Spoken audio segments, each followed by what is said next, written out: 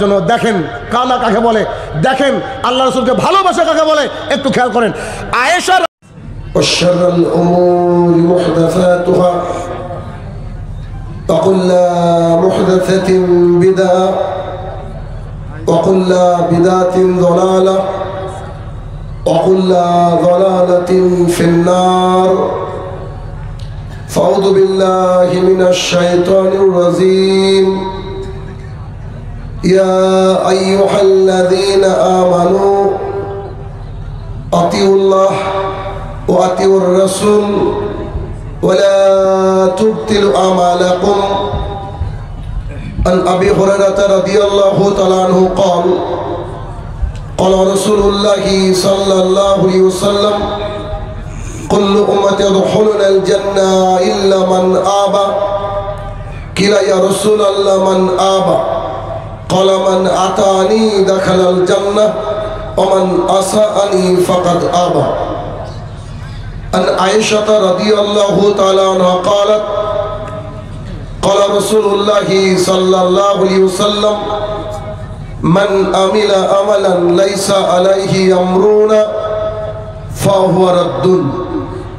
সম্মানিত উপস্থিতি, সর্বপ্রথম আল্লাহ সুবহানাহু ওয়া তাআলার বারগাহে শুকরিয়া জ্ঞাপন করব যে আল্লাহ সুবহানাহু ওয়া তাআলা বিচার দিবসের একচ্ছত্র অধিপতি, যে আল্লাহ সুবহানাহু ওয়া তাআলা কোরআন এবং সুন্নাহর ভালোবাসায় এই ইসলামী মহাসম্মেলনে একত্রিত হওয়ার তৌফিক আদা করেছেন, যিনি বিশ্ব নিয়ন্তা, সেই মহান রব্বুল ইজ্জাতের বারগাহে শুকরিয়া জ্ঞাপনার্থে আমরা বলি আলহামদুলিল্লাহ।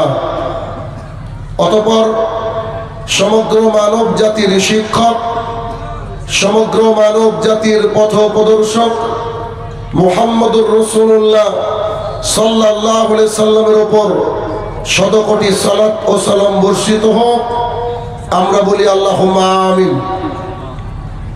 ইসলামী সম্মেলন দ্বিতীয় বর্ষ, ফিডার ক্যানেল ধুলিয়ান শামশেরগঞ্জ অন্তর্ভুক্ত, যে প্রোগ্রামের মহাপরিচালক আমাদের মাননীয় এমএলএ সাহেব মোহাম্মদ আমিরুল ইসলাম, এটা আমাদের দ্বিতীয় বর্ষ। প্রথম বর্ষেও আপনাদেরকে কোরআন এবং সুন্নাহ থেকে কিছু আলোচনা শোনানোর সুযোগ হয়েছিল। আল্লাহ তাআলা আবারও কবুল করেছে দ্বিতীয় বর্ষে আলোচনা রাখার জন্য। আমাদের সকলের উদ্দেশ্য, এখানে সকল বলতে গেলে যত ওলেমায়ে দ্বীন এখানে এসেছেন, আগামীকালকে আসবেন, যিনারা আয়োজক, খাস করে এমএলএ সাহেব আমাদের নাজমুল হুদা সাহেব, সবারই মূল লক্ষ্য আল্লাহ তাআলার জমিনে বিশুদ্ধ খাঁটি দিন ইসলাম যেন চলতে পারে।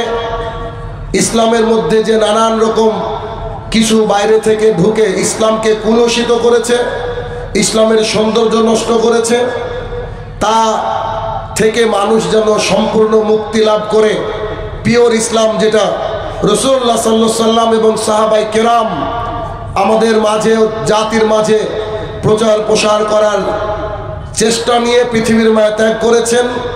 সেই উদ্দেশ্য নিয়ে ইসলামী মহাসম্মেলন দ্বিতীয় বর্ষ। আমার আলোচনার বিষয় রাখা হয়েছে ইত্তেবায়ে সুন্নাহ রাসূলুল্লাহ সাল্লাল্লাহু আলাইহি ওয়াসাল্লাম। খুব গুরুত্বপূর্ণ একটা টপিক। আজকে যত আলোচনা শুনেছেন আলহামদুলিল্লাহ, আমার জানা মতে সব আলোচনা কোরআন এবং হাদিস ভিত্তিক আলোচনা হয়েছে। আমারটাও তার ব্যতিক্রম হবে না। আমরা আল্লাহ তাআলার এই জমিনে বসে আছি, আমরা আল্লাহ সুবহানাহু ওয়া তাআলার এই জমিনে বিচরণ করছি। আমাদের এই বিচরণ করা, বসে থাকা, চলা, বলা সব কিছুর জন্য আল্লাহ সুবহানাহু ওয়া তাআলা একটা গাইডলাইন পাঠিয়েছেন আসমান থেকে, যে গাইডলাইনের নাম হচ্ছে কোরআনুল কারীম, সমগ্র মানব জাতির জন্য সংবিধান। শুধুমাত্র তিনি আল্লাহ সুবহানাহু ওয়া তাআলা কোরআনুল কারীম পাঠিয়ে দিয়েই ক্ষান্ত হননি, বরং মহান শিক্ষক আমাদের মাঝে পাঠিয়েছিলেন, যিনি পুঙ্খানুপুঙ্খ অক্ষরে অক্ষরে প্রত্যেকটা আয়াতের বাস্তবায়ন এবং তার মুখনিসৃত বাণী সরাসরি আল্লাহ তাআলার বাণী জাতির সামনে পেশ করে গিয়েছেন। যে জাতির সামনে তিনি পেশ করেছিলেন সেই জাতি ছিল অজ্ঞ, সেই জাতি ছিল অন্ধকারের মধ্যে নিমজ্জিত। যখন তিনি জাতির সামনে কোরআন এবং সুন্নাহকে পেশ করলেন, ওই অজ্ঞ অন্ধকারে নিমজ্জিত জাতি পৃথিবীর যতটা সময় পার হয়েছে তার মধ্যে শ্রেষ্ঠত্বের অন্যতম শিরোপা তারা তাদের মাথায় নিয়েছে। রাসূলুল্লাহ সাল্লাল্লাহু আলাইহি ওয়াসাল্লামকে জিজ্ঞাসা করা হয়েছিল, সবচেয়ে উত্তম যুগ, উত্তম জামানা, উত্তম এরা কোনটা? তিনি বলেছেন, আমার জামানা। অজ্ঞতার যুগ, অন্ধকার যুগ, জাহালাতের যুগকে তিনি এতটা এনলাইটেড করেছিলেন কোরআন এবং সুন্নাহর মাধ্যমে। সেই কোরআন এবং সুন্নাহ আজকে আল্লাহ তাআলা পৃথিবীতে পাঠানো প্রায় 1450 বছর হয়ে গেল। তারপরেও আমরা বহু মুসলমান এবং মুসলমান বাদ দিয়েও যেসব জাতি রয়েছে তারা অনেকেই এখনো অন্ধকারের মধ্যে নিমজ্জিত। কি ঠিক না বেঠিক? এখনো আমরা কোরআন এবং সুন্নাহর 1450 বছর পরেও অন্ধকারের মধ্যে নিমজ্জিত। এর পেছনে কারণ কি? এর পেছনে কারণ হচ্ছে কোরআন এবং সুন্নাহর প্রপার নলেজ আমাদের মধ্যে নাই, এক। দুই, যা একটু আছে তাও আমরা আমাদের নিজের জীবনে বাস্তবায়ন করি না, অ্যাপ্লাই করি না। কোরআন এবং সুন্নাহ, আজকে আপনারা সম্মেলনে আসলেন, বক্তৃতা শুনলেন, চলে গেলেন, যেতে যেতে বললেন মাশাআল্লাহ, সুবহানাল্লাহ, আলহামদুলিল্লাহ, কত সুন্দর বক্তৃতা শুনলাম। কিন্তু এটা যদি আগামী দিন থেকে আপনি আপনার জীবনে বাস্তবায়ন না করেন, তাহলে কি এই বক্তৃতা শুনে কোনো লাভ হবে? লাভ হবে না। ডাক্তার আপনাকে প্রেসক্রাইব করে দিল যে আপনাকে এই মেডিসিনটা, you have to take this medicine twice in a day, আপনাকে এই মেডিসিনটা দিনে 2 বার নিতে হবে। আপনি সুন্দর করে ওই মেডিসিনটা নিয়ে গেলে তাকের উপরে রেখে দিলেন, শোকেজের উপরে রেখে দিলেন, আপনি মেডিসিনটা নিলেন না, তাহলে কি আপনার রোগটা সারবে? কোনো সম্ভাবনা নাই। কেননা কোরআন এবং সুন্নাহ শোনার সাথে সাথে কি করতে হবে? মানতে হবে। সবচেয়ে ভালো মানুষের উদাহরণ হচ্ছে তারা যারা বলে সামিয়ানা ওয়াতানা, শুনলাম এবং বলেন মেনে নিলাম। আচ্ছা, ইত্তেবায়ে রাসূলুল্লাহ সাল্লাল্লাহু আলাইহি সাল্লাম, অর্থাৎ রাসূলুল্লাহ সাল্লাল্লাহু আলাইহি সাল্লামকে অনুসরণ, অনুকরণ। প্রথম কথা হচ্ছে, কেন এত মানুষ থাকতে আমরা রাসূল সাল্লাল্লাহু আলাইহি সাল্লামকে অনুসরণ করব? এটা একটা প্রশ্ন। পৃথিবীতে এত মানুষ থাকতে আমরা কেন রাসূলুল্লাহ সাল্লাল্লাহু আলাইহি সাল্লামকে অনুসরণ করব? এর পেছনে যুক্তি কি? এর পেছনে যুক্তি, এজ এ মুসলিমস, আমরা যদি মুসলমান হিসেবে দেখি, আল্লাহ সুবহানাহু ওয়া তাআলা কোরআনুল কারীমের মধ্যে বলছেন, আতিউল্লাহ, তোমরা আমাকে মেনে নাও, ওয়াতিউর রাসূল, এবং তোমরা আমার রাসূলকে মেনে নাও, ওয়ালা তুবতিলু আমালাকুম, খবরদার আমাকে এবং আমার রাসূলকে না মেনে তোমাদের আমলগুলাকে নষ্ট করো না। এই আয়াতটা আমি প্রত্যেকটা বক্তৃতায় পড়ি। কেন? এটার মধ্যে সমস্ত কল্যাণের জড় নিহিত আছে। দেখেন, আমরা যদি আল্লাহকে এবং আল্লাহ রসুলকে মানি, আর কিছু লাগবে? আর কিছু লাগবে না। এই জন্য বারবার করে এই আয়াতটা জাতির সামনে পেশ করা হয় যে তোমরা আল্লাহকে মেনে নাও, আল্লাহ রসুল সাল্লাল্লাহু আলাইহি সাল্লামকে মেনে নাও, এবং তোমাদের আমলগুলোকে নষ্ট করো না। অর্থাৎ রাসূলুল্লাহ সাল্লাল্লাহু আলাইহি সাল্লাম এবং আল্লাহ সুবহানাহু ওয়া তাআলার গাইডলাইন যদি আমরা না মেনে চলি, তাহলে আমাদের কোনো আমল আল্লাহর কাছে গৃহীত হবে না। আল্লাহ সুবহানাহু ওয়া তাআলা বলেন, মা আতাকুমুর রাসূলু ফাখুযুহু, আমার নবী তোমাদেরকে যা দিয়েছে তা তোমরা গ্রহণ করো, ওমা নাহাকুম আনহু ফান্তাহু, আর তিনি তোমাদেরকে যা থেকে নিষেধ করেছে তার থেকে দূরে থাকো। কোরআনুল কারীম থেকে মাত্র 2 টুকরো আয়াত থেকে আপনাদেরকে বোঝাতে সক্ষম হয়েছি বোধহয় যে প্রথম আয়াতে বলা হলো আল্লাহ এবং আল্লাহ রসুলকে মানো, যদি না মানো তাহলে তোমাদের আমলগুলো বাতিল হয়ে যাবে। 2 নম্বর আয়াত দিয়ে বোঝাতে চেয়েছি যে আল্লাহ সুবহানাহু ওয়া তাআলা বলছেন, আমি তোমাদের মাঝে মুহাম্মদ সাল্লাল্লাহু আলাইহি ওয়াসাল্লামকে পাঠিয়েছি, তোমরা আমার রসুলকে মেনে নাও, তিনি যা বলছে তা গ্রহণ করো, আর তিনি যার থেকে দূরে থাকতে বলেছে তার থেকে তোমরা বলেন দূরে থাকো। এটা হচ্ছে কে বলছে? আল্লাহ সুবহানাহু ওয়া তাআলা সরাসরি কোরআনুল কারীমের মধ্যে। এখন আমাদের আশেপাশে হিন্দু ভাইরা আছে যাদের ধর্ম সনাতন, নিশ্চিত তারাও আছে। এখন অনেকের মাঝে প্রশ্ন, আচ্ছা মুহাম্মদুর রাসূলুল্লাহ সাল্লাল্লাহু আলাইহি সাল্লাম উনি কি শুধু আমাদের নবী নাকি মানব জাতির নবী? বলেন তো। সমগ্র মানব জাতির নবী। এখন যদি এইখানে আমার কোনো হিন্দু ভাই থেকে থাকেন, তাহলে আপনাকেও রাসূলুল্লাহ সাল্লাল্লাহু আলাইহি সাল্লামের আদর্শকে মানতে হবে। আর আজকে যেহেতু ইত্তেবায়ে রাসূল সাল্লাল্লাহু আলাইহি সাল্লামের আলোচনা, তার মানে বুঝে নিতে হবে যে রাসূল সাল্লাল্লাহু আলাইহি সাল্লাম জগতের শ্রেষ্ঠ মানুষ। এটা আমি কয়েক মিনিটে প্রমাণ করে সামনের দিকে আগাবো। আমি কোরআন থেকে প্রমাণ করেছি, আল্লাহ তাআলা বলেছেন কাকে মানতে হবে? কথা বলতে হবে, রাসূলুল্লাহ সাল্লাল্লাহু আলাইহি সাল্লামকে মানতে হবে, এটা আল্লাহ তাআলা বলেছেন।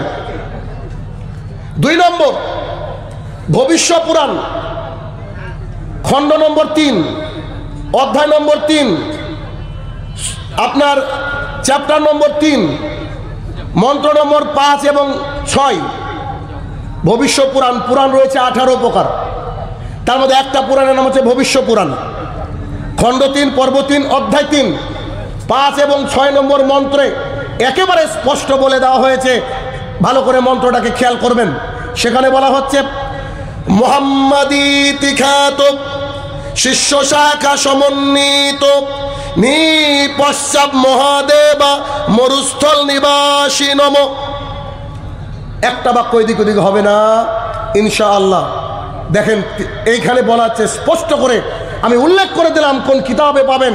এইখানে বলা হচ্ছে মুহাম্মদ ইতি খ্যাত, মুহাম্মদ নামে একজন বিখ্যাত ব্যক্তিত্ব আসবে, আমরা বলি সাল্লাল্লাহু আলাইহি ওয়াসাল্লাম। শিষ্য শাখা সমন্বিত, তিনার সাথে থাকবেন তার শিষ্যরা, আবু বকর রাদিয়াল্লাহু তাআলা আনহু, ওসমান রাদিয়াল্লাহু তাআলা আনহু, আর বাদ বাকি নামগুলো মুসলমান আপনি ভালোভাবে জানেন। শিষ্য শাখা সমন্বিত, তার সাথে তার শিষ্যরা থাকবে।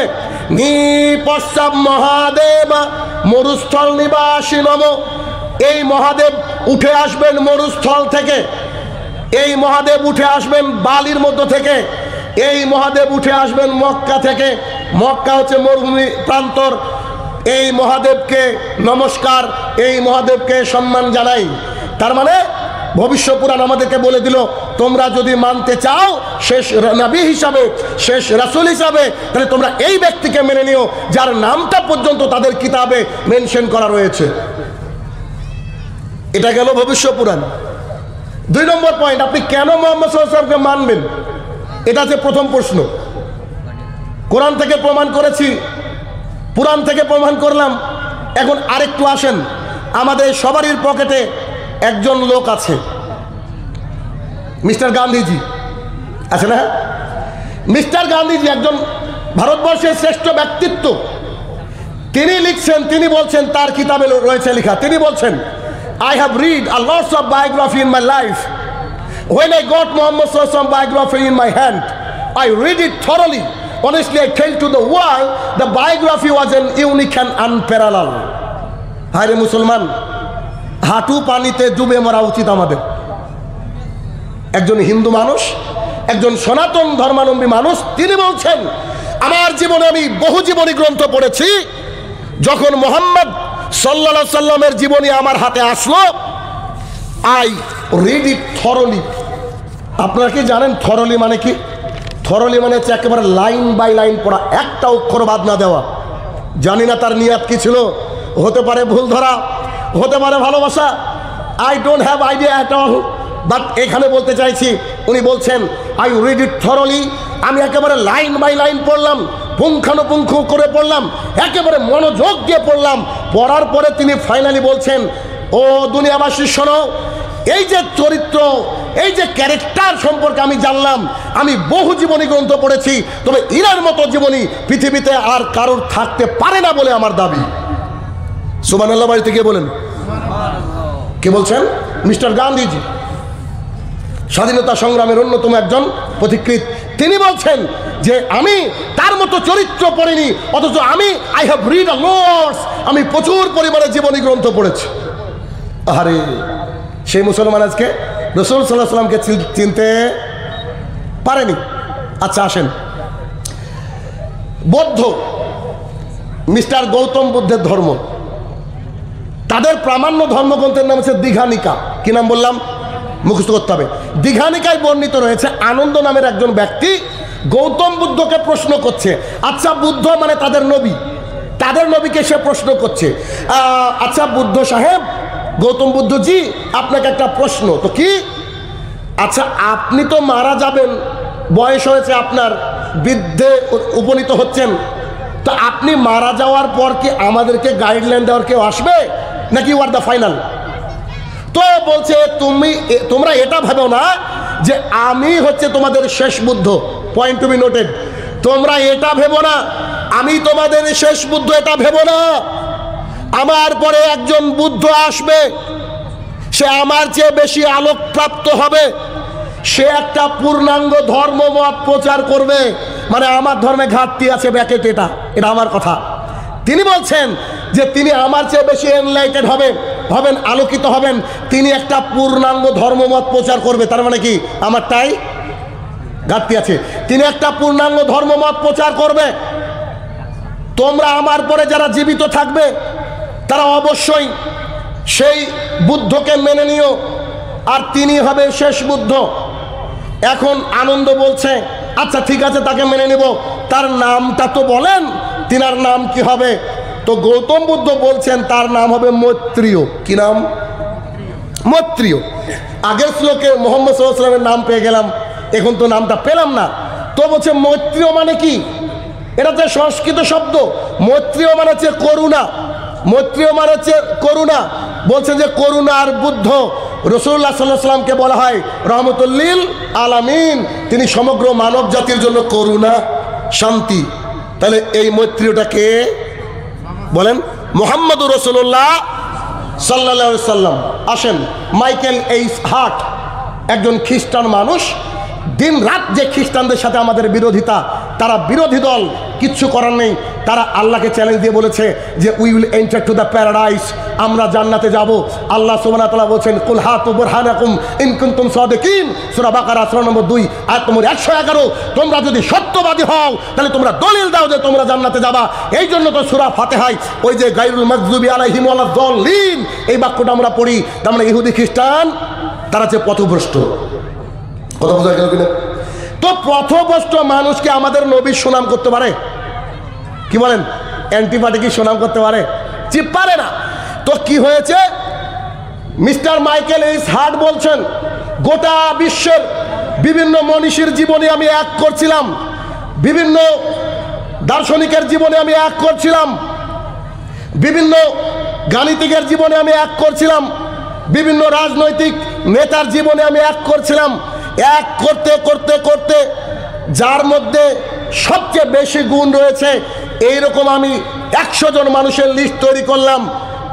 100 জন মানুষের লিস্ট তৈরি করে 1 নম্বরে যার নাম আমি দিতে বাধ্য হলাম, হিজ মুহাম্মদুর রাসূলুল্লাহ সাল্লাল্লাহু আলাইহি সাল্লাম। দ্য 100 তার কিতাবের নাম, লেখক মাইকেল এইচ হার্ট, বাংলাতে রয়েছে কিতাবটা 100 জন মনীষীর জীবনী। আপনার পড়া উচিত। কেন? ওইখানে টপ অফ দ্য লিস্টে কে রয়েছেন? কথা বলেন। মুহাম্মদুর রাসূলুল্লাহ সাল্লাল্লাহু আলাইহি সাল্লাম। আপনাকে আমি ইসলাম থেকে বললাম তিনি কে, আমি আপনাকে বৌদ্ধ ধর্মের গ্রন্থ থেকে বললাম তিনি কে। খ্রিস্টান gospel of John chapter number 14 মন্ত্র নম্বর 12 থেকে 14 মন্ত্রটা পাঠ করার প্রয়োজন বোধ করছে না।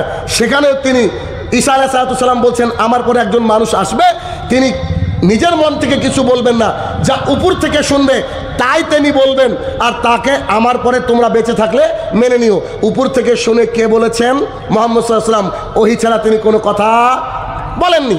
আচ্ছা, এরপরে আমি একজন জেনারেল মানুষ থেকে দেখালাম, ভারতবর্ষের অন্যতম একজন লিডার থেকে দেখালাম। সর্বশেষ যারা পরিচালনা করে গুগল পরিচালনা করে কারা?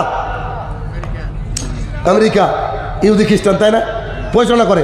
আপনি এখন লিখেন, আজকের পর থেকে আর বক্তৃতা দেব না যদি না হয়। কালকে বুধিয়াতে প্রোগ্রাম আছে, দিনে যান। আকরামুজ্জামান বিন আব্দুল সালাম আসছে কালকে, তো তার সাথেও বক্তৃতা দেবো না, যান বলে দিলাম। কি এখনই গুগলে গিয়ে লিখেন who is the most influence person in the world, who is the most famous person in the world. Google লিখতে বাধ্য হবে হি ইজ মুহাম্মাদুর রাসূলুল্লাহ সাল্লাল্লাহু আলাইহি সাল্লাম। সুবহানাল্লাহ বাড়িতে গিয়ে।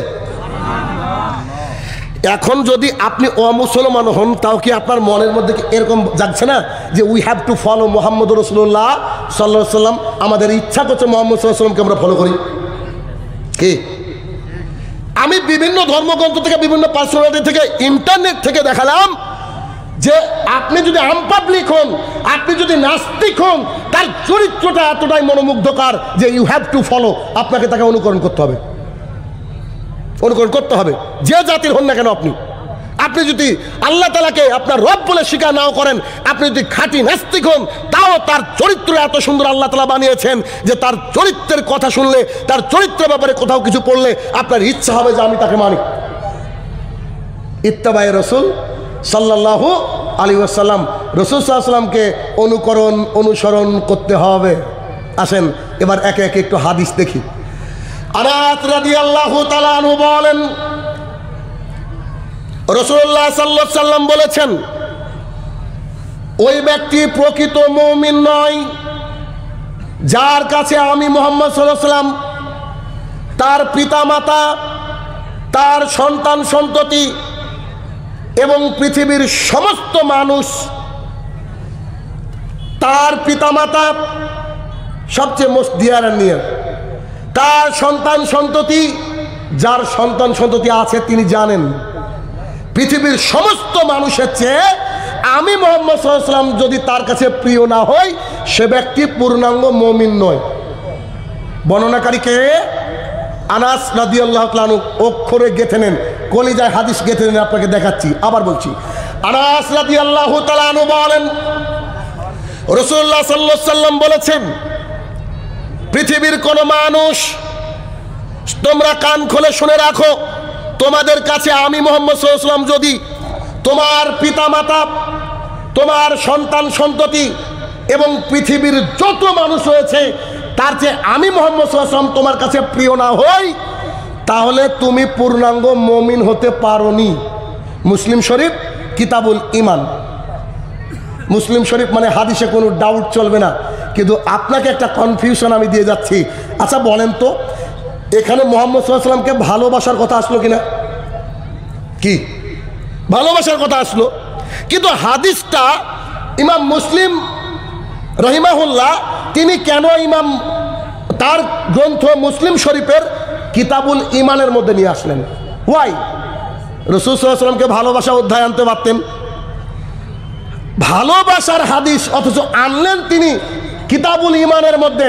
তার মানে এখান থেকে একটা নুকতা নিয়ে বাড়ি যাবেন, এর অর্থ এই, কোন ব্যক্তি যদি মুহাম্মদুর রাসূলুল্লাহ সাল্লাল্লাহু আলাইহি ওয়াসাল্লামকে ভালো না বাসে, সে ব্যক্তির ঈমান নাই। কথা কি বোঝা যাচ্ছে? কথা তো বোঝা যাওয়ারই কথা, একেবারে ক্লিয়ার করে কথা বলি যে আমি গোটা দুনিয়া বিরোধী করলেও কিছু করার নেই, হক কথা আপনাকে বলতে গেছি, শুনিয়ে দেবো ব্যাস।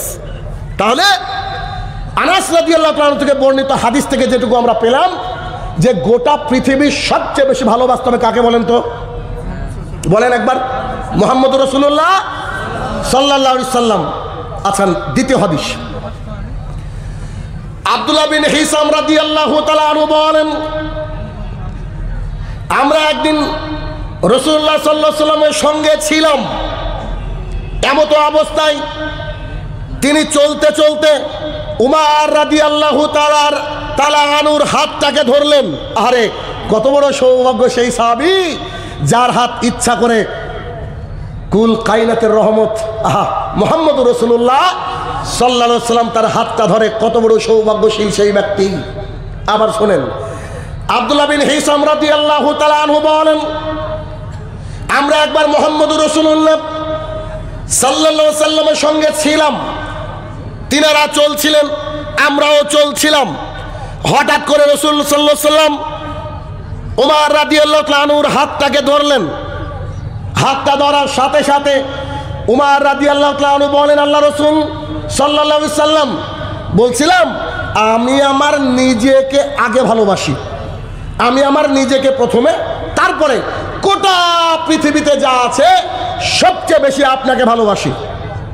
মানে গোটা পৃথিবীতে যত মানুষ আছে, যত রিলেটিভস আছে, যত কিছু আছে সবচেয়ে বেশি আপনাকে ভালোবাসি, তবে প্রথমে নিজের জানটাকে তো ভালোবাসতে হয়। তাই আমি আগার আমার নিজের জানকে ভালোবাসি, তারপরে দ্বিতীয় নম্বর যদি কাউকে ভালোবাসতে হয় তো আপনাকে। হাদিস বুখারীর।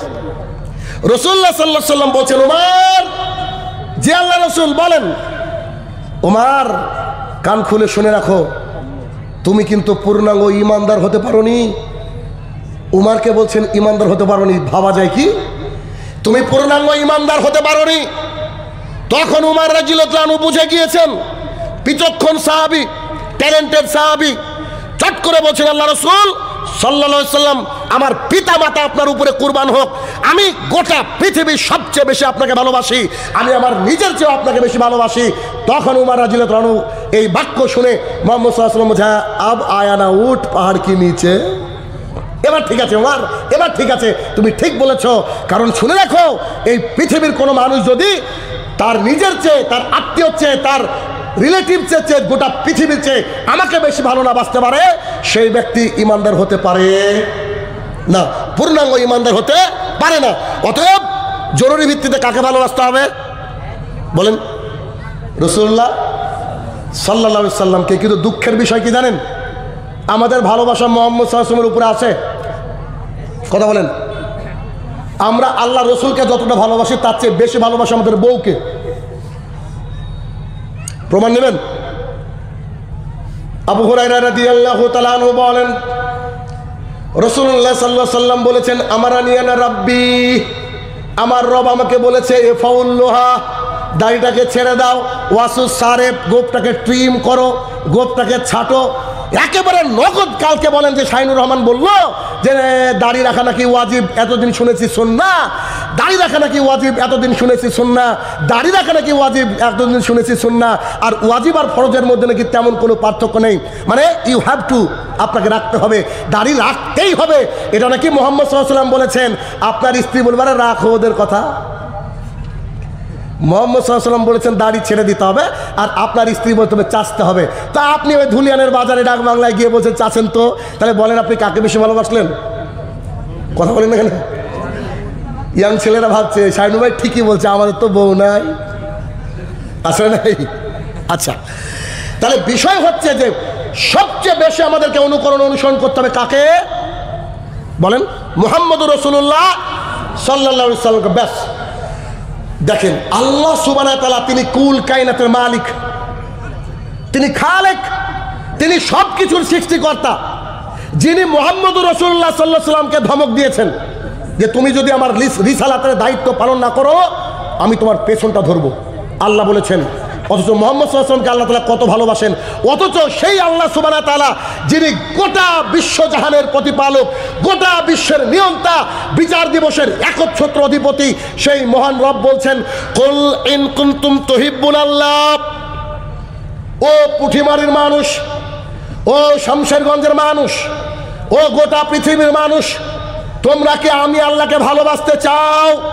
আমরা বললাম ইয়েস, আমরা আপনাকে ভালোবাসতে চাই।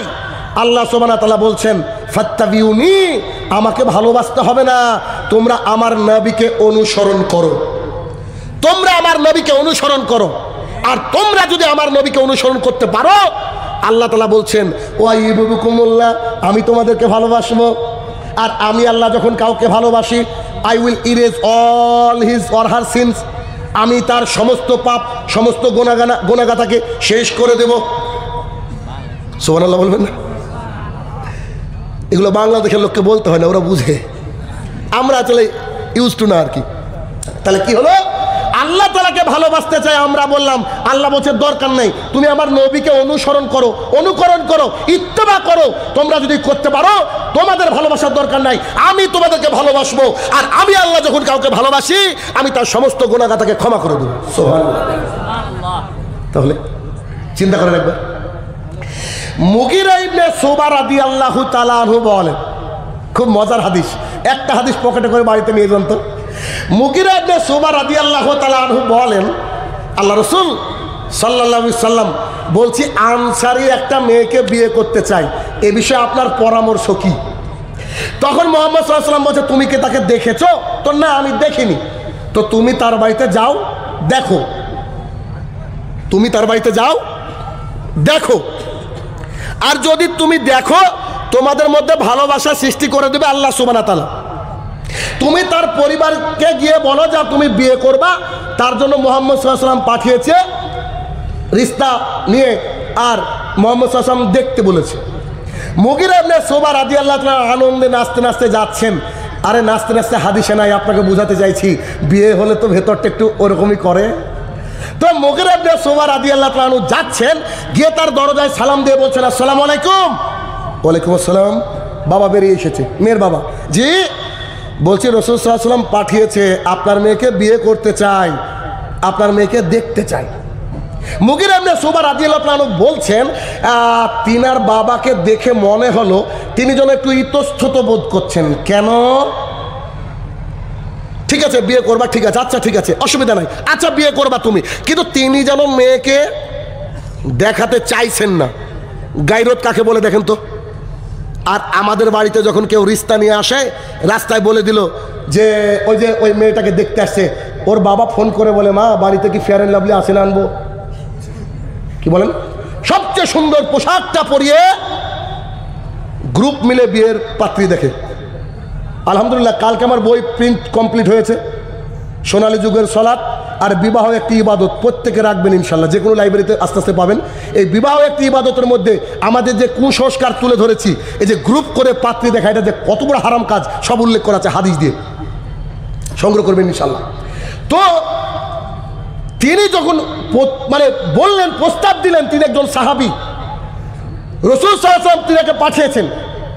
তো তিনি যখন গিয়ে বলছেন যে আপনার মেয়েকে বিয়ে করতে চাই, আচ্ছা ঠিক আছে দেখতে চাই, তো মুগিরা ইবনে শুবা নিজে বলছেন রাদিয়াল্লাহু তাআলা আনহু, আমার যেন মনে হলো তিনি যেন বলতে চাইছেন যে ঠিক আছে ঠিক আছে, কিন্তু এখনই কি দেখতে হবে, কি মেয়েকে দেখতে হবে, কি ইতস্তত বোধ করছে।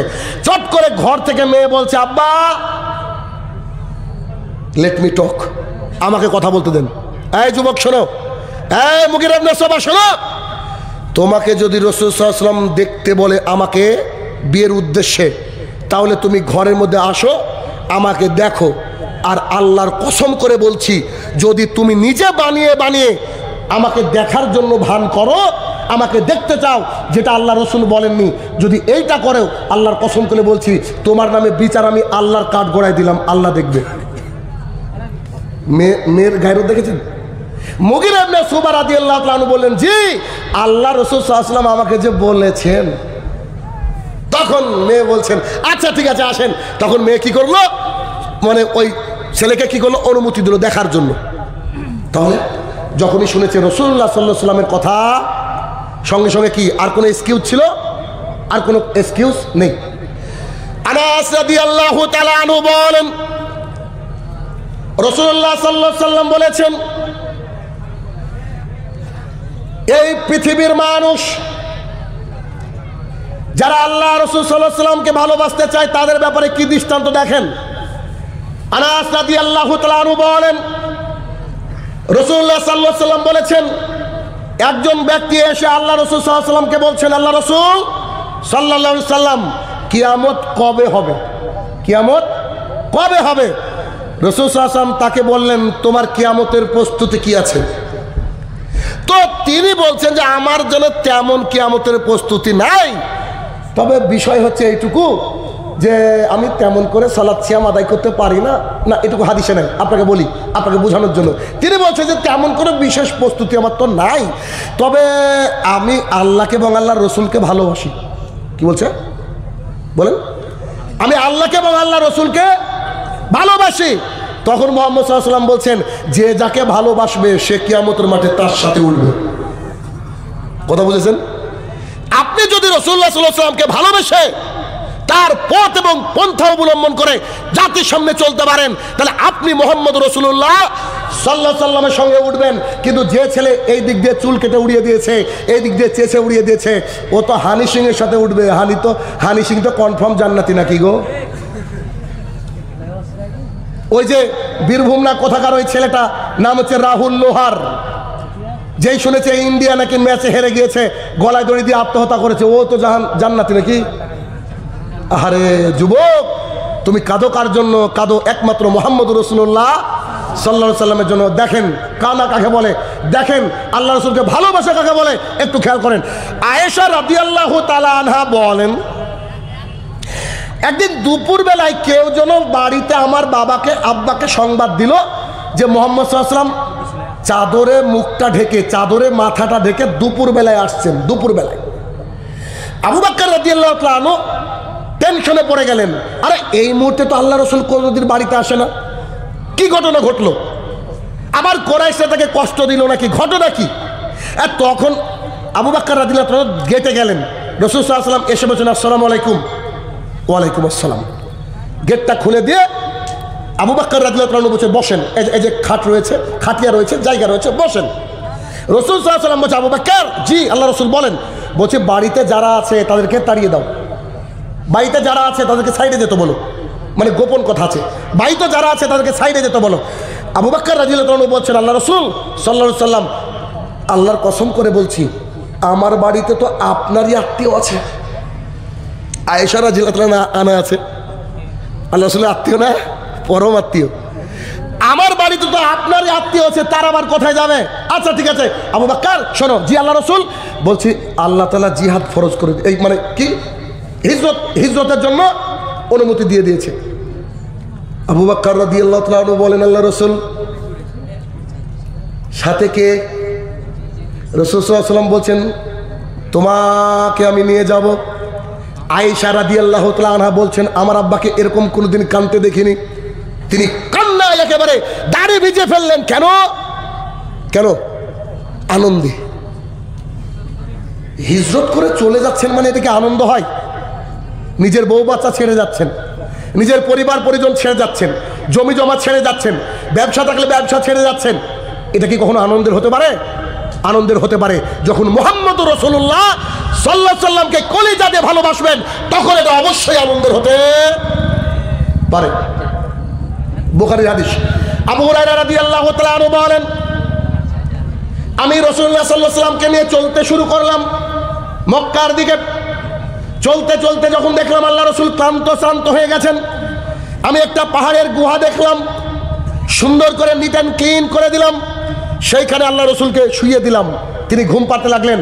আমি হাতে ছিল আমার একটা বোতল, জি বোতল মানে আপনাকে বোঝানোর জন্য আবারও বলি, হাতে একটা আমার ছিল লোটা, একটা গ্লাস।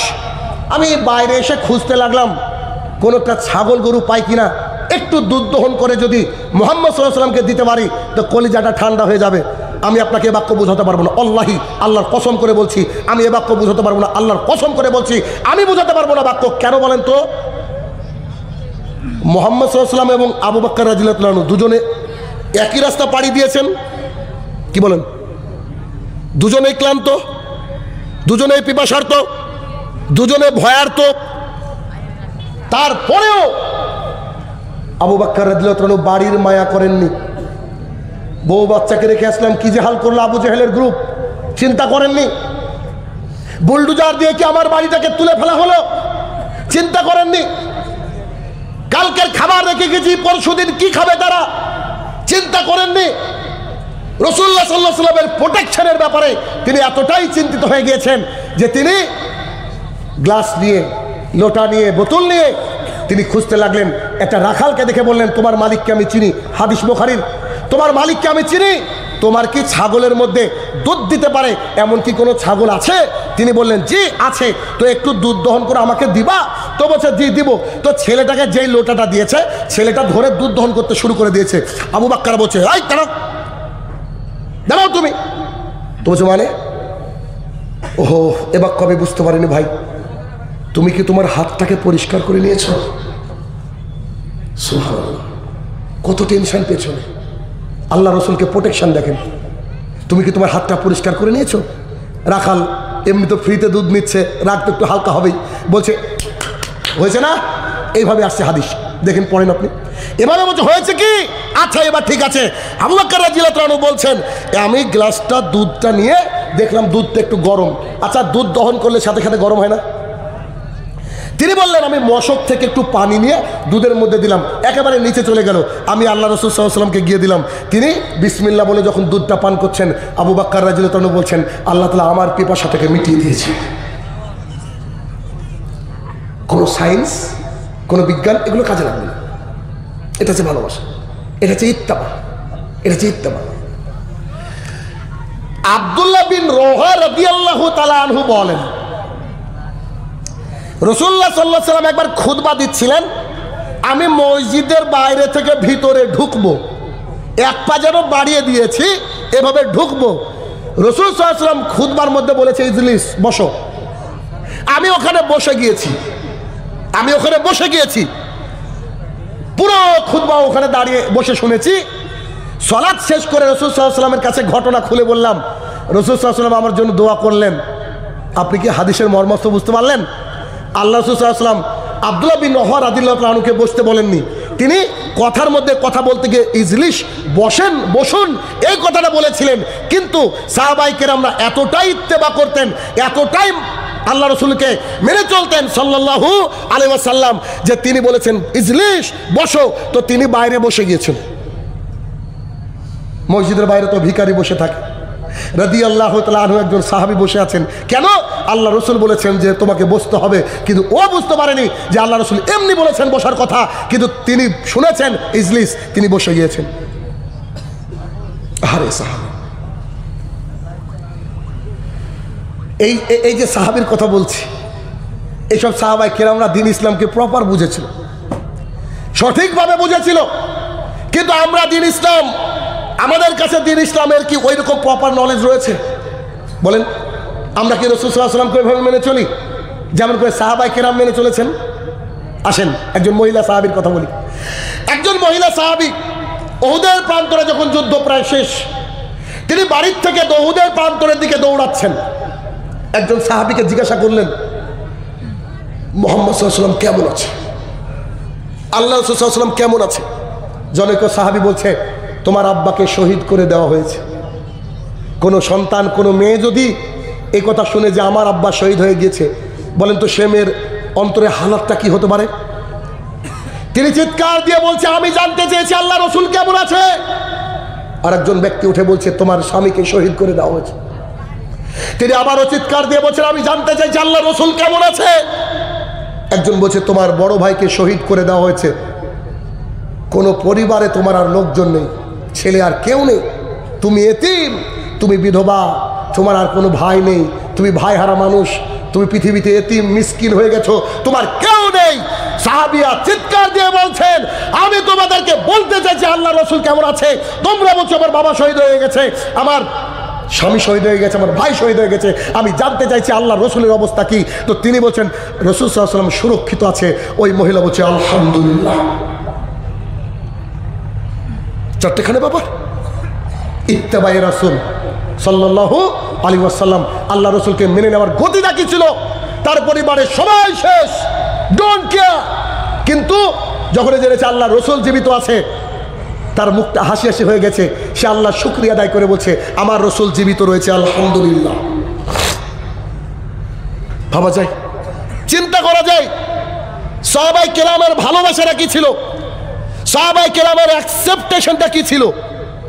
জনৈক সাহাবী এসে বলছেন, আল্লাহ রসুল সাল্লাল্লাহু আলাইহি ওয়াসাল্লাম, আচ্ছা আমি যদি মারা যাই, আল্লাহ তাআলা যদি আমাকে জান্নাত দেয়, আর আপনারা তো জান্নাতে যাবেনই, আপনাদের জান্নাত তো উপরের দিকে থাকবে, স্পেশাল জান্নাত থাকবে, আর আমি যদি মারা যাই, আমার জান্নাতে কি আপনি থাকবেন? রাসূল সাল্লাল্লাহু আলাইহি ওয়াসাল্লাম বলছেন যে শোনো, কারণ যে যেমন ক্যাটাগরি মানুষ তাকে তেমনই জান্নাত দেওয়া হবে। জনৈক সাহাবী বলছেন, আপনার চাঁদের মতো মুখটা দেখলে আমার কলিজা জুড়িয়ে দেয়, বাড়িতে গেলে ভালো লাগে না, এসে আবার যখন আপনার মুখটা দেখি অন্তরটা পরিপূর্ণতা লাভ করে। আল্লাহ রসুল সাল্লাল্লাহু আলাইহি ওয়াসাল্লাম, যে জান্নাতে আপনাকে দেখতে পাবো না, মহান রবের কাছে বলেন ওই জান্নাত আমার লাগবে না, ওই জান্নাত আমার প্রয়োজন নেই, যে জান্নাতে আপনি থাকবেন ওই জান্নাত আমার দরকার।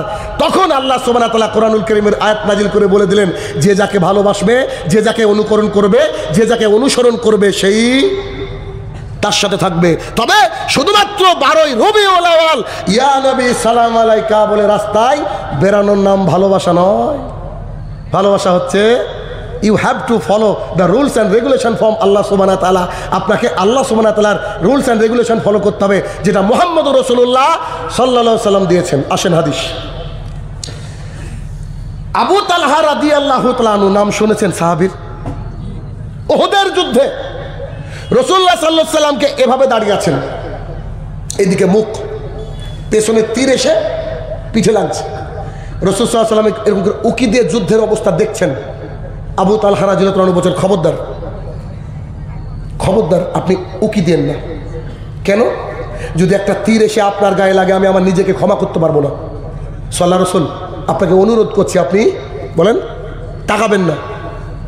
যুদ্ধের শেষে দেখা গেল প্রচুর তীর আবু তালহা রাদিয়াল্লাহু তাআলার পিঠে গচ্ছিত হয়েছে। এটা হচ্ছে মেনে না, এটা হচ্ছে ভালোবাসা। আনাস রাদিয়াল্লাহু তাআলা আনহু বলেন, রাসূলুল্লাহ সাল্লাল্লাহু আলাইহি সাল্লাম একদিন আমাদেরকে সালাত আদায় করালেন। আমাদের অনেকের পায়ে জুতা স্যান্ডেল ছিল। রাসূলুল্লাহ সাল্লাল্লাহু আলাইহি সাল্লাম সালাতের মধ্যে তিনার জুতোটাকে তিনি উন্মুক্ত করে দিলেন, খুলে দিলেন। আমরাও যারা ছিলাম আমরাও আমাদের জুতোগুলোকে খুলে সাইডে রেখে দিলাম। সালাত যখন শেষ হয়ে গেছে রাসূলুল্লাহ সাল্লাল্লাহু আলাইহি সাল্লাম আমাদের দিকে তাকিয়ে বললেন, ও সাহাবীরা, তোমাদের জুতো খোলা কেন? সাহাবায়ে কিরাম বললেন, আপনি কেন জুতোকে খুলেছেন? আপনার জুতো খোলা কেন? রাসূল সাল্লাল্লাহু আলাইহি সাল্লাম বলছেন, আমাকে জিবরাইল আলাইহিস সালাম এসে জুতোর তলে নাকি নাপাকি ছিল এটা আমাকে সংবাদ দিয়েছে, তাই আমি জুতোটাকে খুলে রেখেছি। রাসূল সাল্লাল্লাহু আলাইহি সাল্লাম এই বাক্য যাদের তাদের কর্ণকুহরে প্রবেশ করা মাত্র তারা বললেন, আমরা তা কি জানি, আমরা শুনেছি, আমরা জানি যে মুহাম্মদ সাল্লাল্লাহু আলাইহি ওয়াসাল্লাম যা করবেন আমাদেরকেও তাই করতে হবে। তাই আপনি খুলেছেন, আমরাও খুলে দিয়েছি, আমরাও খুলে দিয়েছি। আরে রাসূল সাল্লাল্লাহু আলাইহি ওয়াসাল্লাম চিন্তা করেন। সুহাইব রুমি রাদিয়াল্লাহু তাআলা আনহু মক্কার বুকের একজন সাহাবী, বাইরে থেকে এসে মক্কায় তিনি ছিলেন, অনেক তিনি সম্পদ অর্জন করেছিলেন, মাল্টি মিলিয়নার, কিন্তু তিনি বাইরে থেকে এক পয়সা আনেননি, মক্কার বুকে এসে তিনি সম্পদ অর্জন করেছেন। একদিন কুরাইশদেরকে তিনি বললেন, আমি মুহাম্মদ রাসূলুল্লাহ সাল্লাল্লাহু আলাইহি সাল্লামের সঙ্গে সাক্ষাৎ করতে যাই। কুরাইশরা বেঁকে বসলো, কুরাইশরা প্ল্যান করলো এই সুহাইব রুমি রাদিয়াল্লাহু তাআলা আনহুকে এখান থেকে যেতে দেওয়া যাবে না, এখান থেকে যেতে দেওয়া যাবে না। তো তিনারা প্ল্যান করলেন যে যে কোনো মূল্যে তাকে আটকাতে হবে, তিনি চলে গেলে আমাদের হাত থেকে সম্পদ হাতছাড়া হয়ে যাবে। তিনি একদিন বেরিয়ে গোপনভাবে যাওয়ার চেষ্টা করলেন, কুরাইশরা তাকে ঘিরে নিলেন। ভালো করে শুনবেন, কুরাইশরা তাকে ঘিরে নিলেন। তিনি একটু এরকম উঁচু ঢিলার উপরে উঠে বললেন, কি ব্যাপার কুরাইশরা, আমার ছোটবেলা থেকে অন্তরের তামান্না রাসূলুল্লাহ সাল্লাল্লাহু আলাইহি ওয়াসাল্লামের সম্মুখে যাব, তার চেহারাটাকে দেখব, তাকে দেখবো, আমার দুজন জোরে জুড়ে তাকে আমি দেখবো। তিনারা বললেন, তোমাকে এখান থেকে যেতে দেওয়া হবে না। সুহাইব রুমি রাদিয়াল্লাহু তাআলা আনহু বললেন, মক্কাবাসী এমন কেউ নাই যিনারা জানেন না আমি কেমন তীরন্দাজ, আমার তীর কিন্তু একটাও মিস হয় না। এ দেখো তীরের গোছা দেখছো, একটা তীর একজন মানুষ, তারপরে যে তরবারি দেখছো, এই তরবারি যতক্ষণ চলবে ততক্ষণ আমি আমার, আর তরবারি ভেঙে গেলে আমি তোমাদের। কুরাইশরা বলল, আবু জাহেলের গ্রুপরা বলল, তুমি বাইরে থেকে এসেছো, তুমি বাইরে থেকে এসেছো, শুনে রাখো, তুমি আজকে বাইরে থেকে এসেছো, তুমি এক পয়সা নিয়ে আসনি, এতগুলা সম্পদ নিয়ে তুমি মদিনায় যেতে চাও? তিনি অবাক হয়ে গেলেন। তিনি বললেন, তাহলে কি আপনারা এতদিন আমাকে সম্পদের জন্য আটকে রেখেছেন নাকি? তো তিনি বলছেন, তিনারা বললেন, জি, আবার কিসের জন্য আটকে রাখবো? সঙ্গে সঙ্গে তিনি বললেন, আহারে, এই বাক্য কি মুসলমান বলতে পারেন এটা এখন? তিনি বললেন, আমি যত সম্পদ অর্জন করেছি সব সম্পদকে আমি তোমাদেরকে ছেড়ে দিয়ে চলে গেলাম শুধুমাত্র রাসূলুল্লাহ সাল্লাল্লাহু আলাইহি ওয়াসাল্লামের সঙ্গে সাক্ষাৎ করার জন্য। তিনি একটা ধনুক তার হাতে, কিছু তীর আর কোমরে তরবারি, এছাড়া কিচ্ছু নেই। তিনি হেঁটে চলেছেন আনন্দে, ছুটে চলেছেন মদিনার প্রান্তরে। গিয়ে দেখলেন রাসূলুল্লাহ সাল্লাল্লাহু আলাইহি ওয়াসাল্লাম। রাসূল সাল্লাল্লাহু আলাইহি ওয়াসাল্লাম তিনাকে সালাম দিয়ে বললেন, সুহাইব, তুমি ব্যবসায় লাভ করেছো। ও সুহাইব, তুমি ব্যবসায় লাভ করেছো। ও সুহাইব, তুমি ব্যবসায় লাভ করেছো। সুহাইব রাদিয়াল্লাহু তাআলা আনহু বললেন, আল্লাহ রাসূল, আমি ভেবে ভেবে আসছিলাম আমার সাথে যা ঘটেছে এই ঘটনা আপনাকে আমি বয়ান করব, আপনাকে আমি বলবো, কিন্তু আমার আগে যে জিবরাইল আপনাকে জানিয়ে দিয়েছে সমস্ত সম্পদের বিনিময় হলেও রাসূল সাল্লাল্লাহু আলাইহি ওয়াসাল্লামের ইতাআত করতে হবে। এটা হচ্ছে তাদের ইতাআত, এটা হচ্ছে তাদের মেনে নেওয়া, তাদের অ্যাকসেপ্টেশন। আমরা আজকে এত জলসা শুনি, এত দিনই মজলিসে বসি, এত জুমার খুতবা শুনি, কিন্তু আমাদের অন্তরটা নড়ে না। অথচ আল্লাহ তাআলা বলছেন এই কোরআনকে যদি আমি পাহাড়ের উপরে নাজিল করতাম, পাহাড় ভেঙে চৌচির হয়ে যেত। আমরা কত বড় ডাকাত! আমরা কোরআন এবং সুন্নাহ শোনার পরেও আমাদের অন্তরটা বিগলিত হয় না। ইরবাদ বিন সারিয়া রাদিয়াল্লাহু তাআলা আনহুর মতো আমরা বলতে পারি না যে আল্লাহ রাসূল আপনার বক্তৃতা শুনে আমাদের অন্তর নরম হয়ে গেল, আমাদের চোখ থেকে অশ্রু হচ্ছে, আপনি একটু উপদেশ দেন, উপদেশ দেন, উপদেশ দেন। এটা আমরা করতে পারি না। আমরা মনে করি সম্মেলন, জালসা, জৌলুস, আসুন ব্যাস শুনছি, ব্যাস এনাফ। না,